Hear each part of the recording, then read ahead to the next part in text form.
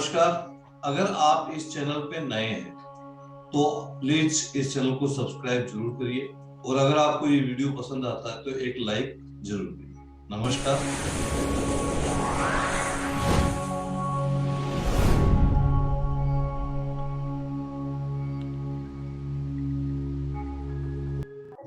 प्रणाम और स्टार्ट करते हैं हम लोग।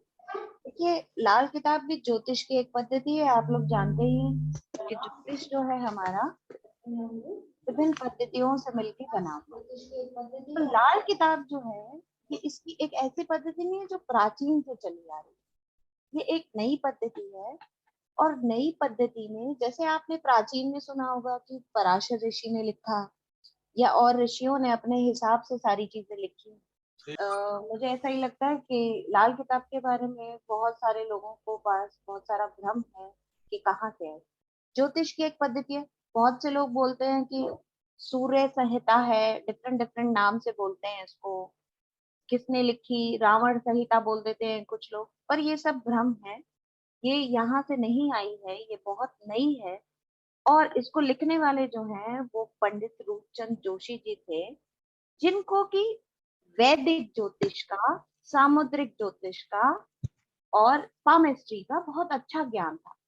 उन्होंने क्या किया, उन्होंने 5 किताबों की एक श्रृंखला बनाई और उस श्रृंखला में जोड़कर वैदिक ज्योतिष के अपने अनुभव को, सामुद्रिक के अपने अनुभव को, और सामुद्रिक के अंदर ही आता है आपका ये पामिस्ट्री भी, हस्तरेखा विज्ञान भी, इनके सबके अनुभव को जोड़कर 5 किताबों की एक श्रृंखला लिखी, जिसको आज हम लाल किताब के नाम से जानते हैं। इससे पहले जब हम मिले थे तो मैंने इसका आपको ये वाला इंट्रोडक्शन दिया था, लेकिन कुछ लोग अभी भी नहीं जानते, जैसे रीटा जी ने मुझसे पूछा था अभी। सो इसलिए मैंने बताया कि ये वैदिक पद्धति नहीं है, ये एक नई पद्धति है।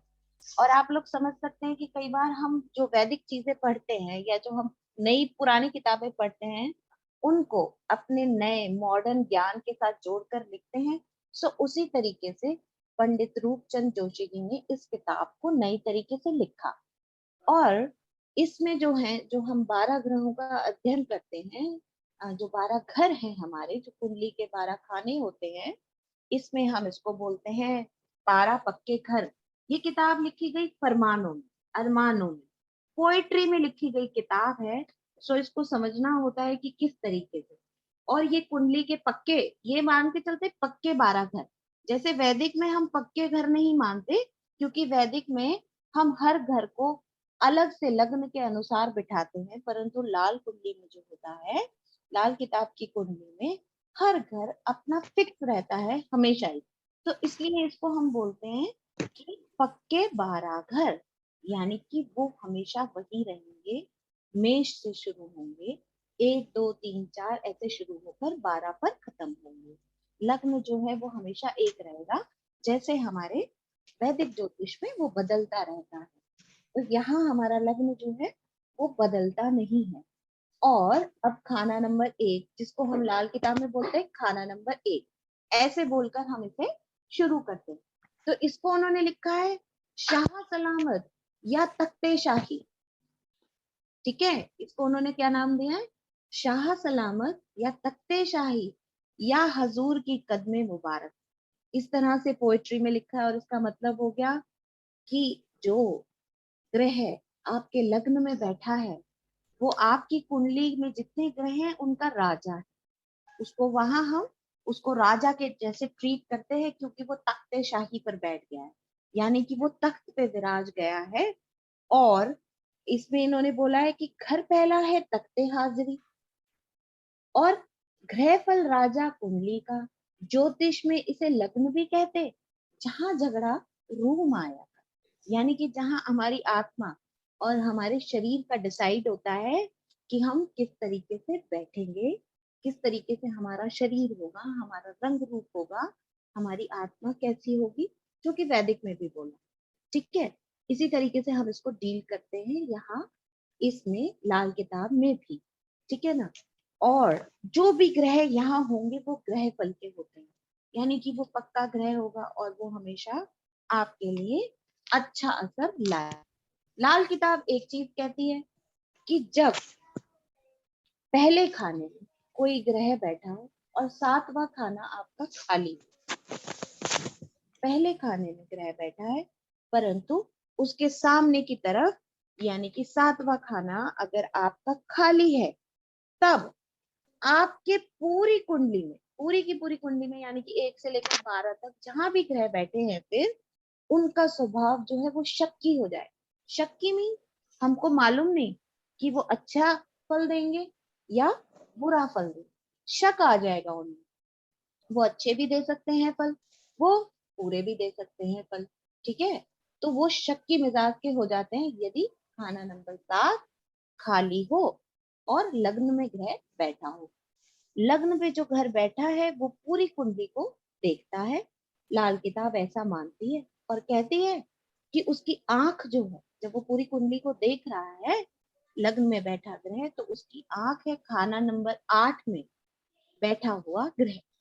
और वो चलता किससे है? खाना नंबर 11 में बैठे हुए ग्रह से चलता है। और इस तरह से ये जो हमारा पहला खाना है वो वर्क करेगा। यानी कि वो राजा है कुंडली का, वो सभी ग्रहों को देख रहा है और सभी ग्रहों को देखने के बाद उसकी देखने की जो आंख है वो खाना नंबर 8 में बैठा हुआ ग्रह, और वो किस तरह से चलेगा? वो खाना नंबर 11 में बैठा हुआ ग्रह है।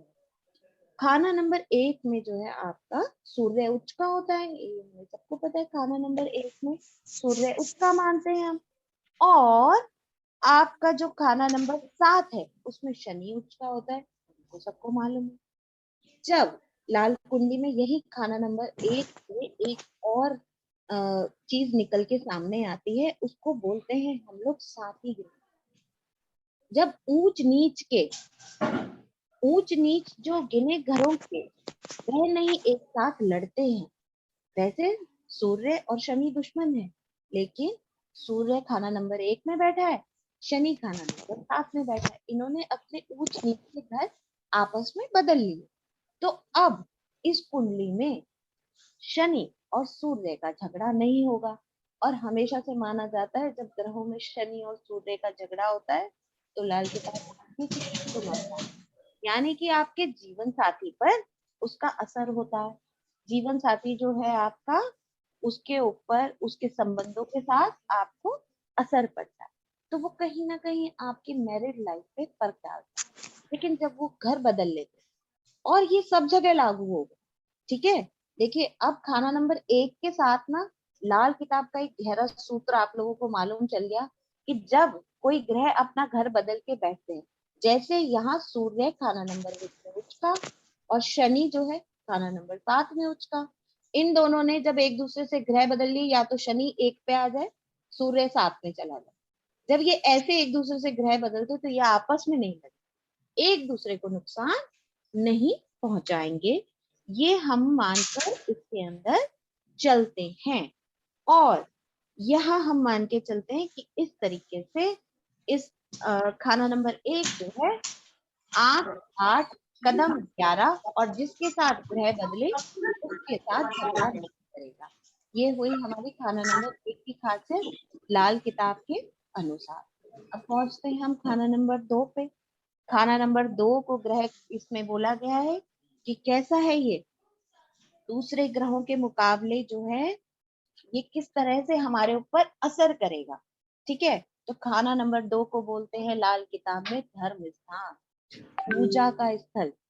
जो भी व्यक्ति जिस भी जगह श्रद्धा रखता है उसके लिए वो स्थान खाना नंबर 2 है। हिंदुओं के लिए मंदिर, तो सिखों के लिए गुरुद्वारा, ईसाइयों के लिए गिरजाघर, इस तरीके से। और जो लोग इसको नहीं मानते, जो किसी भी भगवान में नहीं मानते, उनके लिए माना गया है चौराहा, धर्म स्थान, चार राह जहाँ पे मिलती है। यानी कि जो व्यक्ति जिस धर्म में आस्था रखता है, जहाँ उसके लिए पूजा करने जाता है, तो वो हम खाना नंबर 2 मानते हैं अपना धर्म स्थान, कि वो हमारा क्या होगा? धर्म स्थान होगा।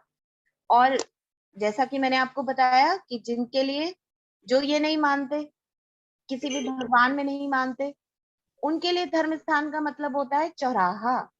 चार राह जो होती हैं वो होती हैं उनके लिए धर्म स्थान या नदी, ठीक है। तो इसको भी देखिए, बिल्कुल इन्होंने जो है कविता वाले अंदाज में बताया है। घर चलकर जो आवे दूजा, ग्रह किस्मत बन जाता। दूसरे खाने में जो ग्रह बैठा होता है वो क्या बन जाता है, वो किस्मत का ग्रह बन जाता है ना। घर चलकर जो आवे दूजा, ग्रह किस्मत बन जाता है। खाना जब 10 धरती पे सोया हुआ कहलाता है। यानी कि अगर आप, ठीक है ठीक है, तो हमारा खाना नंबर 2 जो है वो तब सोया हुआ माना जाएगा। हमारी लाल किताब की कुंडलियों में हम ग्रहों को और जो खाने हैं उनको सोया हुआ मानते हैं, अगर उनके साथ ही खाने में कोई ग्रह ना हो। ठीक है, तो कब खाना नंबर 2 तब सोया माना जाएगा, जैसे मैंने एक का बताया, साथ में ग्रह ना हो तो दिक्कत है। इसी तरह खाना नंबर 2 तब सोया माना जाएगा जब आपका खाना नंबर 10 खाली हो। जब वो खाली होगा तब वो सोया हुआ माना जाएगा। खाना नंबर 2 के उसका जो असर है वो तब आपको पूर्णतः मिलेगा जब खाना नंबर 10 से उसके साथ कोई दृष्टि संबंध बन रहा हो। तो इस तरीके से हम इसको मानते हैं। और खाना नंबर 2 को हम लाल किताब वाले मानते हैं कि ये ऊंचे पहाड़ है। और खाना नंबर 9 जो है वो समुद्र। अगर खाना नंबर 9 भी खाली हो, क्योंकि 9 जो है वो क्या हो गया, खाना नंबर 2 की, हमेशा खाना नंबर 2 जो है वो 9 के खानों के ऊपर, 9 नंबर के खाने के ग्रहों पे डिपेंड करता है। क्योंकि 9 नंबर के खाने को हम मानते हैं समुद्र। और इतनी साइंस हम लोगों ने सबने पढ़ी है कि समुद्र से जब हवाएं चलती हैं, बादल ह्यूमिडिटी वाले आते हैं और पहाड़ से टकराकर बरसते हैं। तो हमने ऐसा माना है कि जब 9 को समुद्र गिना तो क्या हो जाएगा, 9 ग्रह जो है, खाना नंबर 9 जो है उसको समुद्र हमने गिना तो वो क्या हो जाएगा, खाना नंबर 2 की बुनियाद, बेस। बेस जितना अच्छा होगा इमारत उतनी अच्छी होगी। तो यानी कि खाना नंबर 9 में जितने अच्छे ग्रह बैठे होंगे, खाना नंबर 2 के ग्रह भी उसी हिसाब से अच्छा असर हमको देंगे। और जो है खाना नंबर 2 होगा खाना नंबर 4 का देव। क्योंकि हमने माना है कि खाना नंबर 4 भी समुद्र होता है। तो यहाँ से आकर बारिश हुई, पहाड़ से टकरा के बारिश हुई और उसका पानी बहकर आएगा खाना नंबर 4 में। खाना नंबर 4 को हम मानते हैं कि अच्छा एक खाना होता है, माता के खानदान से रिलेटेड होता है, चंद्र का उच्च घर होता है और चंद्र को हम मानते हैं आमंत्रित। तो वहां से हमारी किस्मत की हवा चलकर हमको क्या आमदनी दे रही है, किस तरीके से हमारे लिए काम कर रही है और कितना धन हम इकट्ठा कर पा रहे हैं, खाना नंबर 2 से हम सब कुछ देखते हैं। लेकिन एक और गजब की चीज देखिए कि अगर खाना नंबर 2 खाली है तो समझ लीजिए कि 40% कुंडली आपकी अच्छी होगी। हम ऐसा मान के चलते हैं कि अगर खाना नंबर 2 खाली है, क्यों, क्योंकि जो खाना नंबर 8 है उसका और खाना नंबर 2 का दृष्टि संबंध होता है। और 8 में ज्यादातर ग्रह जो है मृत्यु स्थान है, हम वैदिक वाले भी जानते हैं। और 8 में ज्यादातर जो है वो खाना नंबर 2 से दृष्टि का संबंध होता है। अगर वहां कोई ग्रह होगा, ज्यादातर ग्रह वहां नीच का काम करते हैं, चंद्र तो वहां नीचे ही होता है। और मृत्यु स्थान में बैठे हुए ग्रह जो हैं वो उसी तरह का हमें रिजल्ट दे रहे होते हैं। तो इसलिए हम क्या मानते हैं कि अगर खाना नंबर 2 खाली है तो 40% कुंडली आपकी वैसे ही अच्छी हो जाती है। तो खाना नंबर 2 भी आई थिंक आप लोगों को थोड़ा सा क्लियर हुआ होगा कि कितना इम्पोर्टेंट है हमारे लिए और किस तरीके से हम इसको धर्म स्थान मानते हैं। राहु यहाँ बैठा होता है, जनरली कुंडली में जब राहु जहां भी बैठा हो कुछ तो उत्पाद करता ही है। लेकिन राहु को हमने माना है धुआं, ठीक है। ले और खाना नंबर 2 क्या है, मंदिर। तो मंदिर और धुएं का कॉम्बिनेशन आप कैसे देखेंगे, मंदिर में जलता हुआ दिया और उससे उठता हुआ धुआं। तो जब राहु खाना नंबर 2 में कभी हो तो राहु से हमें कभी डरना नहीं चाहिए। वो मंदिर में जलता हुआ दिया है और उसका धुआं जनरली नुकसान नहीं पहुंचाता, काला धुआं नहीं होता। तो यहाँ पे जो है राहु शांत होता है और बुरा असर नहीं देता जब वो खाना नंबर 2 में, और खाना नंबर 2 में बृहस्पति हो तो वैसे अच्छा है, बृहस्पति का पक्का अपना घर भी है। ठीक है, अब आते हैं हम लोग अपने खाना नंबर 3 के इंट्रोडक्शन पे कि खाना नंबर 3 क्या कहता है। इस दुनिया से कूच का समय राह रवानगी। खाना नंबर 3 लाल कुंडी में बहुत ही इम्पोर्टेंट माना जाता है, क्योंकि जनरली हम यहाँ से बीमारियां देखते हैं कि किस तरह की बीमारियां हमारे जीवन में हम पर अटैक करने वाली हैं, किस तरह की चीजें हैं। आप लोग सभी जानते हैं और हमने भी माना है कि खाना नंबर 3 जो है वो क्या है, कि मंगल का स्थान है, लाल रंग। ठीक है, तो जब हम इससे बीमारियां देखकर चलते हैं तो हम ये मान के चलते हैं कि खून से संबंधित। और लाल किताब में कहीं कहीं पंडित जोशी जी ने, पंडित रूपचंद जोशी जी ने कुछ सूत्र लिखे हैं जिनका उन्होंने ना तो कोई लॉजिक दिया, और जिन गुरु से मैंने सीखा उन्होंने भी बताया कि वो बहुत सारे, देखिए मेरे पास उतनी सारी कुंडलियों का एक्सपीरियंस नहीं है कि हजारों कुंडली, लेकिन अभी तक भी जहां तक भी हम लोगों ने ये कुंडलियां देखी हैं, और उसमें एक कॉम्बिनेशन ऐसा दिया हुआ है कि हाउस नंबर 3 में अगर केतु बैठा है, केतु और मंगल का साथ हो गया, केतु और मंगल का साथ हो गया तो आपको खून से रिलेटेड कोई बीमारी होगी। खाना नंबर 3 में अगर केतु बैठा है, क्योंकि हमने खाना नंबर 3 को क्या बोला, इस दुनिया से कूच का समय राह रवानगी, यानी कि बीमारी इत्यादि हम इससे देखते हैं।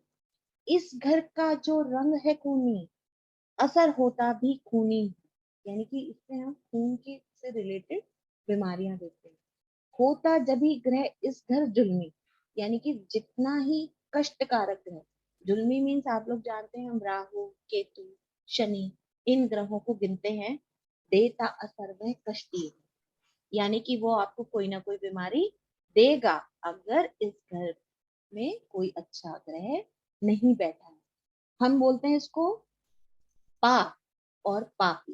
पाप बोले तो राहु और केतु, और जब उनसे किसी दृष्टि या उनके किसी कॉम्बिनेशन की वजह से उनके साथ शनि आ मिले तो हम उसको बोलते हैं पापी। तो इस तरह के कोई भी दुष्ट ग्रह आपके यहाँ आके मिल जाएं, जो इस ग्रह इस खाने में दुष्ट वो हो और दृष्टि से दुष्ट हो रहे हो, तो हमेशा आपको कष्ट देंगे।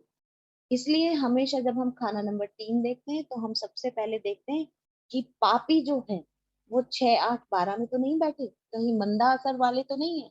और आप जानते हैं वैदिक में भी 6 8 12 को जो है वो मंदे असर वाला जो है स्थान माना गया है। तो सबसे पहले हम ये चेक करते हैं कि भाई पापी का संबंध यहाँ से तो नहीं हो रहा है। पापी मैंने आपको बताया खाली राहु और केतु पाप, जब शनि से उनका संबंध बैठ जाए तो वो पापी कहलाते हैं। ठीक है, तो हम सबसे पहले ये देखते हैं कि कहीं इसका कॉम्बिनेशन तो नहीं है। अब जैसे मैंने आपको बताया कि इस घर में जब कोई ऐसे ग्रह बैठ जाएं तो हमें उससे क्या हो सकती हैं, कुछ बीमारियां हो सकती हैं। जैसे हाउस नंबर 12 में बैठ जाए मंगल, और हाउस नंबर 3 में मैंने अभी आपको बताया केतु, वैसे भी मंगल का घर है। अगर हाउस नंबर 12 में नहीं मंगल बैठा है तो वैसे भी केतु मंगल के घर में बैठा है, तो छोटी मोटी आपको ब्लड से रिलेटेड बीमारी दे ही देगा, हाई ब्लड प्रेशर दे देगा या ऐसा कुछ दे देगा। लेकिन देखिए एक कॉम्बिनेशन और भी बहुत अच्छा है, 12 और 3 का जब दृष्टि का मेल होगा तो यहाँ आपको धन तो देगा परंतु खून से रिलेटेड बीमारी भी देगा। सो इसलिए हम इसको बोलते हैं बीमारी इत्यादि देखने का घर। और अब आते हैं 4। 4 में लाल किताब बोलती है माता की गोद, यानी कि ये ग्रह किसका है, ये ग्रह कार्य, ये जो यहाँ पे कार्य होता है वो माँ से रिलेटेड होता है। खाना नंबर 4, ग्रह चौथे के रात को जागे या जागे वह मुसीबत। अब देखिए पहली वाली जो लाइन पंडित जी ने कविता में कही है कि ग्रह चौथे के रात को जागे, यानी कि चौथे खाने में आपके जो भी ग्रह बैठा है, क्योंकि ये चंद्र का स्थान है ना, ठीक है, चंद्र का स्थान है, बृहस्पति यहाँ पे उच्च का होता है। ठीक है, तो यहाँ पे आपके जो भी ग्रह बैठते हैं वो रात को अगर उनका कार्य हो तो वो बहुत अच्छा फल दे। फॉर एग्जाम्पल, आप जानते हैं यहाँ मंगल नीच का होता है ना, चौथे घर में मंगल नीच का, मंगली हो जाते हैं हम, ठीक है। और यहाँ अगर मंगल आपका बैठा है, ठीक है, मंगल क्या है, मंगल हम दो चीजों से आते हैं, अग्नि और मीठा, दोनों मंगल के चीजें हैं। तो अगर आपके चौथे खाने में मंगल बैठा है और आप करें अग्नि और मीठे के कॉम्बिनेशन का काम, हलवाई, हलवाई हो जाइए। और रात को बना के रखिए अपनी मिठाइयां और उसे दिन में बेचिए, दिन दुगना रात चौगनी तरक्की होगी। ठीक है, आप शायद अपने शहर के बेस्ट हलवाई हो जाए। चौथे खाने में अगर मंगल बैठा है और आप रात को अपनी मिठाइयां बना के रखते हैं और सुबह बेचते हैं, रात के समय ये वाला काम करते हैं। क्योंकि हमने क्या माना है, ग्रह चौथे के रात को जाए, जो भी ग्रह रात को यहाँ बैठेगा वो क्या करेगा, वो आपको रात में बहुत अच्छा काम देगा, क्योंकि ये चंद्र की स्थान, ठीक है, माता की गोद है। फॉर एग्जाम्पल यहाँ पे अगर आपका बृहस्पति है, बृहस्पति यहाँ उच्च का होता है, ठीक है, और बृहस्पति क्या होता है, गुरु होता है। आप शिक्षक हो जाइए, ठीक है, और इवनिंग में अपनी कोचिंग चलाइए, सूरज ढलने के बाद अपना कोचिंग सेंटर चलाइए, आपको दिन दुगना रात चौगनी जो है उस कोचिंग सेंटर में तरक्की मिलेगी। क्योंकि आपने कब किया वो काम, सूर्य ढलने के बाद रात को जागते समय आपने वो वाला काम किया। और यहाँ पे भी बड़ा गजब है, यहाँ पे भी अभी जैसा मैंने खाना नंबर 2 में बताया कि वहाँ राहु बैठता है, तो वहाँ चांद बैठता है, क्योंकि वो मंदिर में जलता हुआ दिया है। यहाँ जब राहु बैठता है तो वो माँ की गोदी में बैठा है। और क्या माना है कि जो भी बदमाश बच्चा हो उसे माँ की गोदी में बिठा दो तो वो शांत रहता है। तो यहाँ पे भी हमने यही माना है कि राहु चाहे जन्म पत्री में कितना भी उत्पात करने वाला हमने ग्रह क्यों ना माना हो, उसको जब हम यहाँ बिठा देते हैं, जब वो यहाँ विराजमान होता है, तो वो आपका भला चाहे ना करे लेकिन आपका नुकसान भी वो नहीं करेगा। क्योंकि खाना नंबर 4 में राहु जो है वो अपनी माँ की गोद में बैठा है, ठीक है। सो इस तरह से अभी तक हमारे 4 खानों का वो हुआ।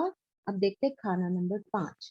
खाना नंबर 5 लाल किताब कहती है, दो चीजें बताता, एक हमारी औलाद कैसी होगी, हमारी संतान कैसी होगी, और दूसरे हमारा भविष्य कैसा रहेगा, ठीक है। दो चीजों को रिप्रेजेंट करता है ये, कि हमारा भविष्य और हमारी औलाद कैसी होगी, वो हमको यहाँ देखना होता है। और ऐसा बोलते हैं कि अगर कुंडली में हमारे क्या अच्छे हो, गुरु अच्छे हो, यानी कि गुरु जो है वो 2, 5, 9, 11 में गुरु के कोई दुश्मन ना हो, ठीक है, तो गुरु अच्छे माने जाएंगे। और वो क्या करेंगे फिर, यहाँ पे जो ग्रह बैठा होगा खाना नंबर 5 में, उसको वो सपोर्ट करेंगे हमेशा ही। और आपकी संतान जो है वो अच्छी रहेगी। और यहाँ पे बैठे हुए जो आपके वैसे ग्रह होते हैं पापी, यानी कि मैंने आपको बताया कि पापी कौन से, राहु केतु और शनि का कॉम्बिनेशन। वो जो ग्रह होते हैं वो यहाँ पे औलाद को जो है हमारी कष्ट देते हैं। क्या करते हैं, हमारी औलाद को कष्ट पहुंचाते हैं वो, ठीक है ना। सर मैं आपको दिखाई दे रही हूँ, मेरे इस पे से पता नहीं कैसे हट गया है। ओके, फाइन फाइन, दिख रहा है, ठीक है। तो वो हमारी औलाद को क्या करते हैं, कष्ट देते हैं। और यहाँ पे चंद्र बहुत अच्छा होता है, और जैसा अच्छा चंद्र होगा वैसा आपको यहाँ पर जो है इसका रिजल्ट मिलेगा। और खाना नंबर 5 में यदि शनि बैठा हो तो लाल किताब में उसके लिए लिखा गया है कि बच्चे खाने वाला सांप, यानी कि जो बच्चे हैं उनको होने में प्रॉब्लम होगी, यानी कि जिसका वो टेवा है, हम कुंडली को बोलते हैं टेवा, जिसका वो टेवा है, जिसके खाने नंबर 5 में शनि बैठा है, उसको या तो बच्चे होने पे तकलीफ होगी, या हम बोलते हैं कि उसके बच्चे पे बच्चे मरते जाए। ठीक है, लड़के लड़कों की उसके यहाँ या तो डेथ होती है या वो बीमार रहता है, इस तरह का जो कॉम्बिनेशन होता है वो हम बोलते हैं कि यहाँ शनि जो है वो बिल्कुल भी अच्छा नहीं है। और खास तौर से जब यहाँ राहु बैठा हो तब भी बोलते हैं कि जो आपका बेटा होता है उसको प्रॉब्लम होती है, खास तौर से सूर्य की आयु में। क्योंकि राहु ये जो जगह है ये सूर्य की राशि है और बृहस्पति का घर है। तो जब सूर्य की आयु, और हमारे यहाँ आयु बटी हुई है लाल किताब में, तो सूर्य की आयु हमने मानी है 22 से 24 वर्ष। यानी कि जब आपका बेटा 22 से 24 वर्ष का होगा, तो अगर खाना नंबर 5 में राहु बैठा है तो या तो उसकी वजह से आपको दिक्कत होगी, ठीक है, या उसको कोई फिजिकल प्रॉब्लम होगी। ठीक है, हम ऐसा मान के चलते हैं क्योंकि ये हमारे बच्चों की जगह है। और हमारा भविष्य जो है, आजकल आप देखिए, और आजकल क्या हमेशा से ही माँ बाप की सक्सेस किससे नापते हैं हम? कभी कभी हम अपनी जिंदगी पूरी रोते रोते रोते परेशान होते होते निकाल देते हैं, लेकिन जब हमारे बच्चे फाइनली सक्सेसफुल सेटल्ड हो जाते हैं, है ना, और हम कहते हैं मीन्स हम सक्सेसफुल हैं, चाहे हम कितनी भी परेशानियों में रहे, बट हमने कहीं ना कहीं अपने बच्चों को सक्सेसफुली सेटल कर दिया। तो बच्चों से रिलेटेड है और सक्सेस से, भविष्य से रिलेटेड है। तो देखिए दोनों चीज बता रहा है ये आपका खाना नंबर 5, कि आपका भविष्य कैसा होगा और आपके बच्चे जो हैं वो किस तरह से होंगे। ठीक है, अगर आपके खाना नंबर 5 में सूर्य हो तो ये समझ लीजिए कि आपकी बड़ी संतान जो होगी, ठीक है ना, वो बहुत ही अच्छी स्थिति में होगी, बहुत ही उच्च शिक्षा प्राप्त करेगी। बड़ी संतान की तो बिल्कुल गारंटी है। सारी बाकी संतान भी कुछ ना कुछ अपने टेवे के अनुसार करेंगी, लेकिन बड़ी संतान के टेवे पर तो आपके खाना नंबर 5 में बैठे सूर्य का असर होगा ही होगा। और आपका सूर्य जो है आपको भविष्य में पैसा बढ़ाता जाएगा। आप जब जाएंगे इस दुनिया से तो अपने बच्चों को बहुत कुछ दौलत दे के जाएंगे, और ये भी देख कर जाएंगे कि उन्होंने आपकी दौलत को चौगुना कर। ठीक है, तो यहाँ बैठा हुआ सूर्य जो है वो आपको बहुत ही ज्यादा मदद करता है, क्योंकि सूर्य की तो राशि है, सूर्य का अपनी जगह है ये। तो यहाँ जो है सूर्य बहुत अच्छा है, और सूर्य के जितने भी दुश्मन हैं वो यहाँ बुरा असर देते हैं। जैसे मैंने आपको एग्जाम्पल दिया, चाहे शनि हो चाहे राहु हो। अब आते हैं खाना नंबर 6। खाना नंबर 6 जो है उसको हम बोलते हैं पाताल, पाताल की दुनिया। ठीक है, हमने बोला है खाना नंबर 6 होता है पाताल की दुनिया। और अगर खाना नंबर 6 खाली हो तो खाना नंबर 2 और खाना नंबर 12, क्योंकि इन दोनों से इसका दृष्टि संबंध बनता है, तो वो क्या मायने जाते हैं कि वहां के ग्रह सोए हुए हैं यदि हमारा खाना नंबर 6 जो हो वो खाली हो। और लाल किताब इसको बोलती है खुफिया सहायता, यानी कि जिसके खाना नंबर 6 में अच्छे ग्रह बैठे हो, फॉर एग्जाम्पल बृहस्पति अच्छा ग्रह है, ठीक है, और वो खाना नंबर 6 में बैठा हो, तो हम बोलते हैं कि जब ये बृहस्पति 6 वाला कभी दिक्कत में फंसेगा तो इसको खुद नहीं समझ में आएगा कि इसके पास मदद कहाँ से आ गई। इसीलिए हम इसको बोलते हैं खुफिया सहायता। कहाँ से आ गई? दैवीय रूप से इसके पास जो है वो मदद पहुंचती है। तो खाना नंबर 6 हो गया हमारा पाताल की दुनिया और खुफिया सहायता की जगह। जो पाताल खाली घर जब तक रहता नेक असर कुल देता, यानी कि इसके लिए भी कहा है कि जब तक आपका खाना नंबर 6 खाली है, ठीक है, तो असर अच्छा होता है। देखिए वैदिक वाले भी मानते हैं ना कि 6 8 12, है ना, 6 8 12 जो है वो निम्न श्रेणी के घर है। तो जब तक आपके निम्न श्रेणी के घर खाली हैं वो बहुत अच्छे हैं। और 2 को हमने खाली अच्छा इसलिए माना क्योंकि वो 6 8 12 के बीच में दृष्टि का संबंध बनाता है, दृष्टि संबंध बन जाता है इन निम्न ग्रहों में, तो फिर दिक्कत होती है। इसलिए हमने कहा कि जब 2 खाली है तो भी अच्छा, जब 6 खाली है तो भी बहुत अच्छा असर होता है। ठीक है। और जो ये खाना नंबर 6 वाले होते हैं और जो 12 वाले होते हैं, इनको जो है अपने हमेशा अपने आप को अच्छा रखने के लिए, अपने तेवे को यानी कि अपनी कुंडली को अच्छा रखने के लिए दो काम हमेशा करने चाहिए। या तो अपने मामा के खानदान को, ठीक है, अपने मामा को हेल्प आउट करें, या अपने लड़कियों के बच्चों की सेवा करें। तो हमेशा क्या होगा, इसका उत्तम फल आपको प्राप्त होगा। और लाल किताब की ये खासियत है कि वो हर खाने में कुछ रिश्ते, कुछ चीजें वो ऐसे बताती है कि जिनको हमको आ, मना के चलना है, और हमको एक अलग से एक ऐसी सीख देती है कि हम अपने लगभग सारे रिश्तों को निभाना सा सीख जाते हैं। जैसे कि मैंने अभी आपको बताया कि खाना नंबर 6, या तो जिनके आप मामा हैं उनकी सेवा कीजिए, या अपने मामा की सेवा कीजिए। आपका खाना नंबर 6 जो है उसका असर अच्छा होगा। नंबर 2 का नेक असर आपको ये वाली सेवा करने से मिलेगा ही मिलेगा। यानी कि खाना नंबर 2 में जो ग्रह बैठे हैं उनका अगर आपको अच्छा असर चाहिए तो अपने मामा की सेवा कीजिए, और जिनके आप मामा हैं उन बच्चों को खुश रखिए। ठीक है। और यहाँ जब शनि बैठता है, वैसे तो 2 से 6 पे दृष्टि आएगी ऐसे, ठीक है, लेकिन जब यहाँ शनि बैठता है तो शनि जो है वो उल्टा देखता है।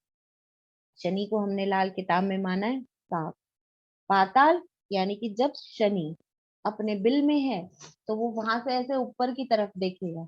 तो जब यहाँ शनि बैठता है तो वो खाना नंबर 2 को देखता है।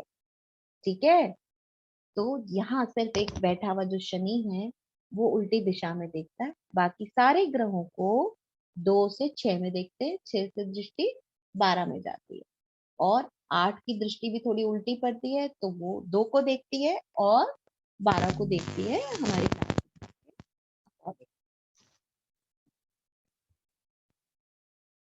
ठीक है। और जो है आपका, अब आ जाते हैं हम खाना नंबर 7। खाना नंबर 7 आप सब जानते हैं कि इसमें क्या माना है वैदिक में। वैदिक में भी शादी का ग्रह माना है, और हमने इसे बोला गृहस्थी की चक्की। लाल किताब में इसको हमने बोला है गृहस्थी की चक्की। गृहस्थी की चक्की क्यों? यहाँ बुध है और शुक्र है। बुध और शुक्र का घर है ये। ठीक है। और शुक्र की अपनी राशि है यहाँ। ठीक है। साथ में तो बुध, लाल किताब वाले मानते बुध माने खुला आकाश, और शुक्र माने जमीन। तो गृहस्थी आपकी कैसे चलती है? बुध खुला आकाश, शुक्र आपकी जमीन। तो हमने इसको गृहस्थी की चक्की, इन दोनों के दो पार्ट हो गए ये, और इसके बीच में हमारी क्या चल रही है? गृहस्थी चल रही है। ठीक है। और आपने चक्की देखी होगी, चक्की देखी है आपने? जी सर बिल्कुल देखिए। मेरे, हाँ, उसमें वो एक ऐसे करके हुक रहता है चलाने के लिए। जी तो यहाँ माना है कि यहाँ जो बुध और शुक्र है, बुध ऊपर का पार्ट हो गया, शुक्र नीचे का पार्ट हो गया, और उसको चलाने वाली कील जो हो गई वो गई शनि।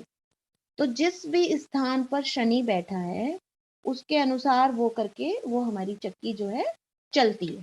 तो ग्रहों के कॉम्बिनेशन से जो है वो हमारी गृहस्थी चल रही होती है। ठीक है। और जैसा शुक्र हो ऐसे ही सब फल मिलते हैं यहाँ पर। जैसा आपकी कुंडली में शुक्र बैठा होगा आपकी शादी में आपको वैसे फल मिलेंगे।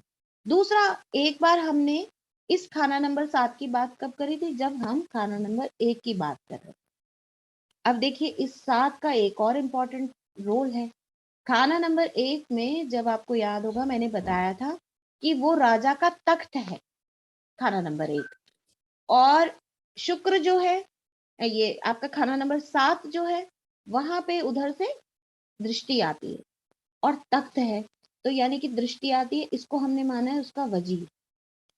अब यहाँ लाल किताब में एक ये कॉम्बिनेशन है कि अगर तख्त पर बैठे ज्यादा ग्रह, एक से ज्यादा ग्रह हो, और शुक्र और खाना नंबर 7 में एक ग्रह बैठा हो, तो जो है फल बड़ा मुश्किल होता है। और शुक्र ये 7 में ज्यादा ग्रह बैठे हो, शुक्र बुध का कॉम्बिनेशन बैठा हो या ज्यादा 2 या 3 ग्रहों का कॉम्बिनेशन बैठा हो तो अच्छा होता है। देखिए कैसे एग्जाम्पल, एक राजा के पास 3-4 मंत्री होंगे तो उसके लिए अच्छा है ना, एक राजा को 3-4 मंत्री सहायता करेंगे, लेकिन 3-4 राजा और मंत्री एक, तो वो राजा तो जो है मंत्री को चैन ही नहीं लेने देंगे। वो मंत्री किसकी सुनेगा, कौन से राजा की सुनेगा, कौन से उस पर असर करेगा।